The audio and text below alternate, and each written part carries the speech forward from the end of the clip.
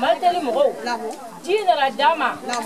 an tun bɛ jinɔgɔ min na yan walima an tun bɛ taa kɔfɛla la kulu sanfɛla la ka taa si ye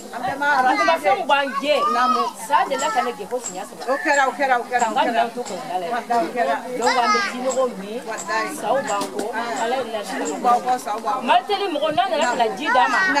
an tɛ siɲɛla la ni dugu gɛrɛ wagati o wagati an bɛna an ka ji sɔrɔ ka ji sanuman d'a ma an denw tɛ ka bana an yɛrɛ tɛ ka bana cɛw tɛ ka yɔrɔ sisan an b'aw barika la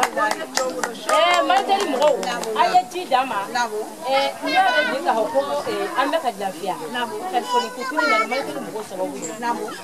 sabula b'i sigi nɔ la i bɛ telefɔni di yɔrɔ bɛɛ la e mako bɛ dilan kɔta wagati de la Malteli mɔgɔw an tun bɛ bɔrɔfɛn de ta u ye sima tɔgɔma o tun tɛ yen Malteli mɔgɔw an b'aw barika la bayini Malteli mɔgɔw debakulu mɔgɔw an bɛ bɔ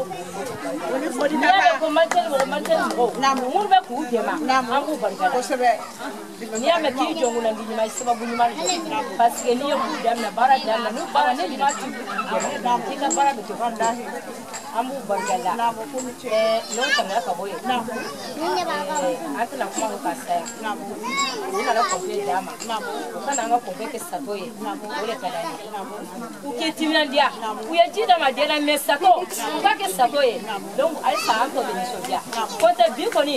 nisɔndiya kojugu ne tɛ se ka surɔfana yɛrɛ dun tellement n bɛ sigi de tɛ dumuni kɛ numumuso bɛ sigi kɔngɔ la tellement nisɔndiya aw bɔra ka na a diyara n ye